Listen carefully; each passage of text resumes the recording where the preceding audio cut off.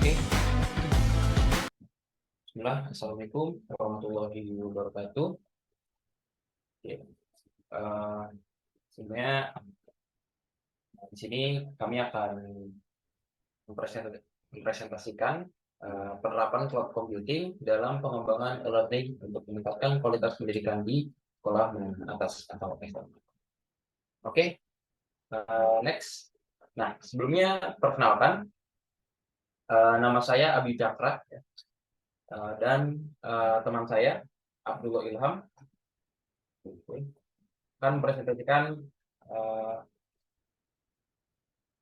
pada kesempatan kali ini. Oke. Nah, yang akan kita presentasikan yang pertama itu ada latar belakang, kemudian yang kedua ada rumusan masalah, tujuan proyek, berikutnya ada manfaat, rancangan arsitektur, estimasi biaya kebutuhan biaya implementasi, operasional dan spesifikasi teknis, kemudian yang ketujuh hasil implementasinya, dan yang 8 ada saran. Oke, next. Oke, latar belakang. Jadi pendidikan merupakan satu hal yang penting ya bagi pembangunan suatu bangsa gitu. Nah, di era digital ini teknologi informasi telah membuka peluang baru untuk meningkatkan kualitas pendidikan dengan memanfaatkan sebuah terapan dari salah satu teknologi yaitu learning gitu ya. Oke. Namun penerapan learning ini masih terkendala beberapa faktor ya. Seperti misalkan keterbatasan akses gitu. Masih banyak yang mungkin belum memiliki device ya terutama di daerah-daerah yang terpencil seperti itu, dan juga infrastrukturnya yang masih kurang memadai ya. Jadi pada faktanya di beberapa sekolah itu belum atau tidak menerapkan learning karena infrastruktur ya, atau seperti misalkan kayak komputernya atau server yang masih kurang memadai ya, atau mungkin karena memang kekurangan dana dan sebagainya. Nah, untuk mengatasi hal tersebut ya, jadi penggunaan cloud computing ini dapat menjadi solusi. Gitu. Jadi cloud computing ini menjadi solusi bagi tadi terkendala infrastruktur ya, terutama yaitu pengadaan server gitu. Jadi dengan cloud computing ini menjadi solusi untuk pengembangan e-learning di sekolah menengah atas. Seperti itu. Oke, next. Oke, rumusan masalah. Nah, ada 3 ya rumusan masalahnya. Jadi yang pertama itu kendala yang dihadapi dalam penerapan e-learning, gitu kan. Nah, yang tadi sempat disebutkan juga yaitu keterbatasan. Oh ya, kemudian yang berikutnya itu bagaimana penerapan cloud computing dapat meningkatkan kualitas pendidikan di SMA melalui pengembangan e-learning. Dan yang ketiga, bagaimana cara implementasi cloud computing dalam pengembangan e-learning di SMA dengan efektif dan efisien. Oke. Berikutnya yaitu tujuan proyek. Oke. Ada 5 tujuan proyeknya. Yang pertama itu pemanfaatan teknologi cloud computing di bidang pendidikan. Jadi tidak hanya di bidang-bidang tertentu saja. Jadi saat ini bidang pendidikan pun bisa memanfaatkan teknologi cloud computing ya. Salah satunya untuk penggunaan e-learning tadi gitu. Kemudian yang kedua ya, mendigitalisasi pembelajaran di sekolah menengah atas. Yang ketiga, pemanfaatan gadget dan perangkat yang dimiliki siswa, sekolah, dan guru yang optimal untuk pembelajaran. Oke, jadi harapannya dengan penerapannya e-learning ini, nanti gadget yang dimiliki gitu oleh nanti misalkan sekolah nanti mendapatkan device juga gitu ya, itu bisa lebih dalam tanda kutip lebih berguna gitu ya, gitu, dan lebih tepat guna seperti itu. Kemudian yang keempat yaitu mempercepat proses pendidikan. Dan yang terakhir itu membuat informasi pembelajaran mudah diakses oleh semua siswa. Jadi dengan adanya e-learning ini nanti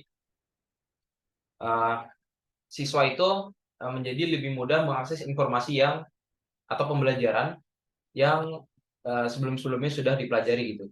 Jadi kendala yang dialami oleh siswa itu kan salah satunya uh, mungkin tertinggal materi seperti dia misalkan dia atau dan lain hal gitu. Jadi dengan adanya e-learning ini diharapkan siswa tetap bisa mengakses materi-materi yang telah lalu gitu. Jadi sehingga dia bisa mengulang-ulang materi yang sudah diajarkan atau yang sudah pernah diajarkan gitu.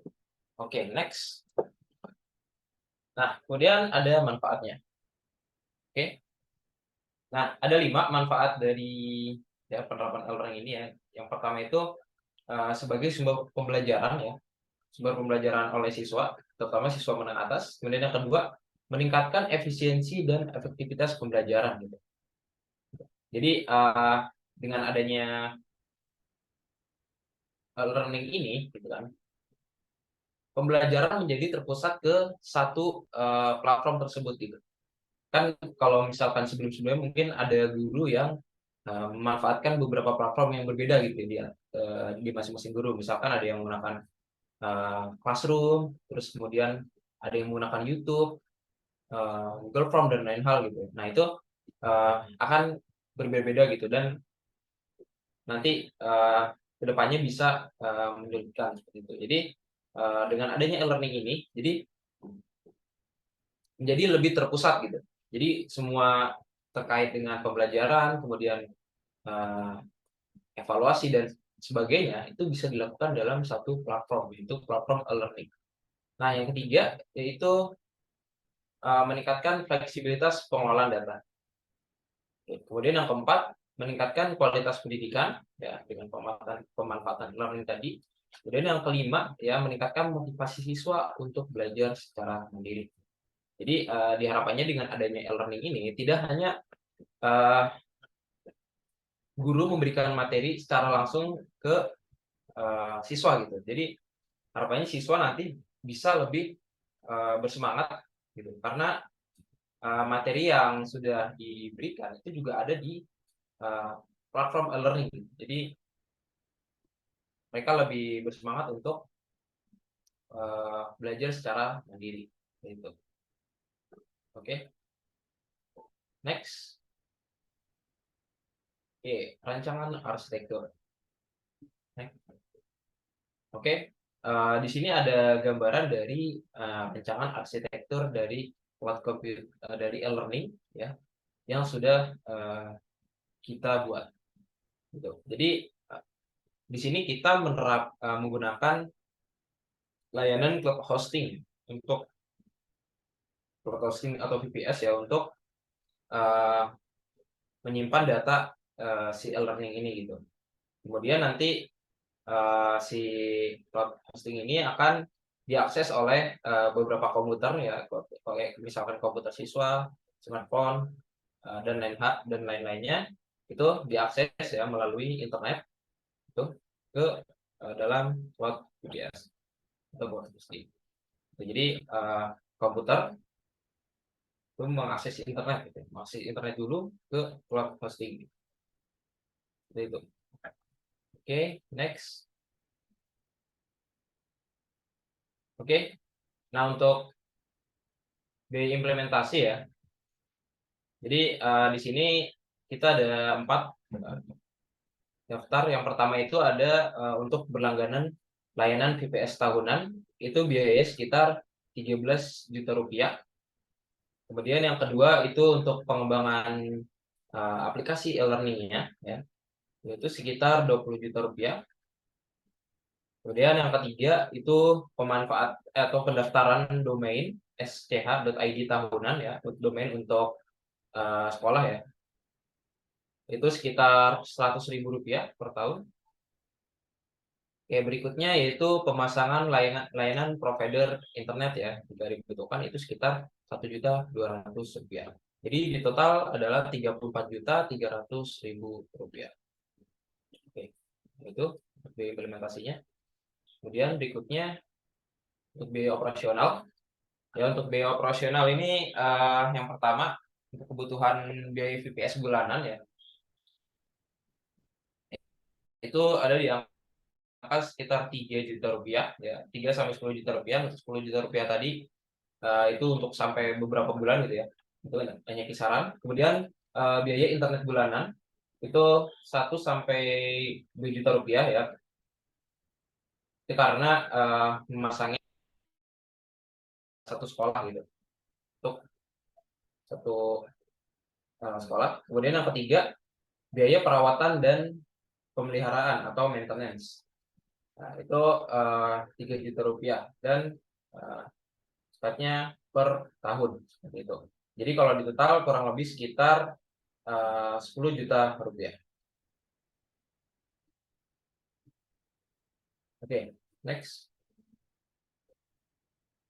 Nah, kemudian untuk spesifikasi teknisnya. Oke. Jadi untuk spesifikasi teknisnya itu untuk CPU-nya kita menggunakan Intel quad-core ya. Intel quad-core dengan 4 core dan 4 threads. Kemudian sistem operasi server yaitu Ubuntu 20 versi 20.04 ya, LTS. Dan kemudian storage 500 GB ya. Dan mungkin akan bertambah karena emang e-learning ini butuh storage yang tidak sedikit ya untuk menyimpan resource pembelajaran tentunya. Kemudian RAM server ya sebesar 16 GB ya. Dan kemudian kita menggunakan database MySQL.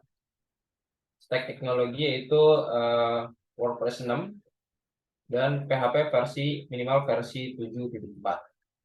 Dan nanti kita menggunakan plugins dari WordPress-nya yaitu Tutor LMS Pro ya tentunya. Itu. Oke, next. Nah, berikutnya ada hasil implementasi. Oke, next. Nah, ini adalah hasil tampilan dari pembelajaran ya, salah satu course yang sudah kita buat gitu ya di platform e-learning gitu.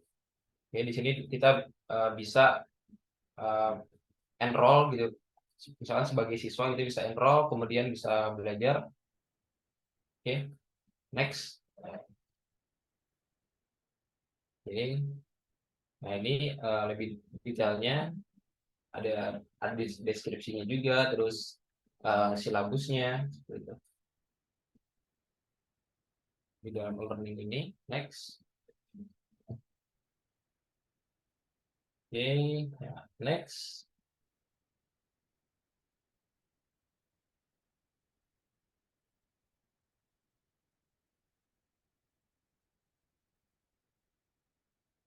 Oke, next. Nah, yang terakhir yaitu saran ya untuk kali ini, yaitu yang pertama itu memperbaiki fungsi unggah file dalam platform e-learning gitu. Jadi dalam implementasinya ya terdapat beberapa masalah yang kita hadapi. Itu seperti misalkan yang pertama mengenai permission dari server itu masih bermasalah. Kemudian tentunya storage yang masih terbatas seperti itu. Jadi di sini kita perlu memperbaiki fungsi tersebut seperti itu.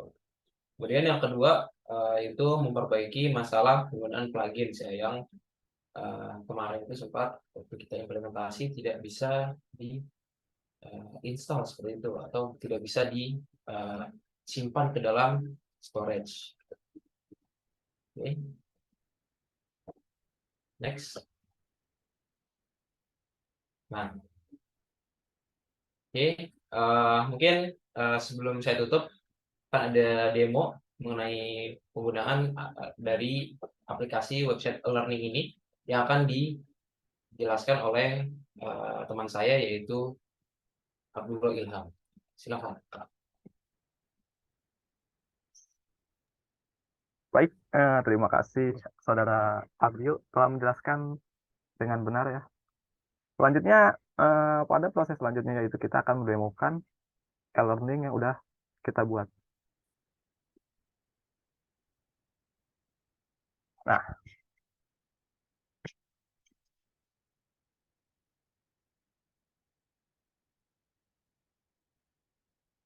nah, sebelum kita masuk ke e-learning kita akan melalui yang namanya halaman login dulu ya di sini.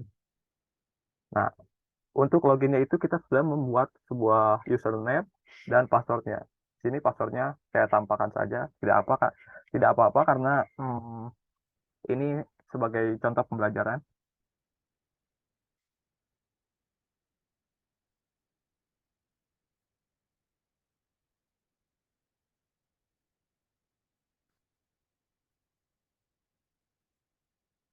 Nah, ini sudah masuk di dalam halaman WordPress. Jadi kenapa kita menggunakan WordPress? Yang pertama, karena kita mengambil tipe cloud computing yang bertipe PaaS. Apa itu PaaS? PaaS merupakan singkatan dari Platform as a Service yang merupakan kategori layanan cloud computing yang menyediakan platform yang memungkinkan pelanggan untuk mengembangkan, menjalankan, dan mengelola aplikasi tanpa kompleksitas. Jadi kita bisa membangun sebuah aplikasi, terutama e-learning yang sedang kita kembangkan ini secara sederhana gitu. Nggak usah kita buat website dari nol, karena di WordPress ini sudah menyediakan semuanya gitu. Oh ya, untuk halaman ini sebelumnya kita buat dulu di halaman cPanel. Cpanel ini kita dapat dari mana? Kebetulan kita dapat sebuah sebuah hmm, hosting dari kampus kita, Nurul Fikri. Dia menyediakan cpanel.nurulfikri.com untuk kita pakai dalam membuat sebuah WordPress.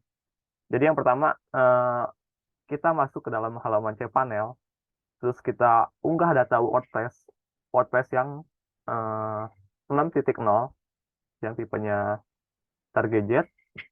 Terus kita upload ke dalam cpanel ini.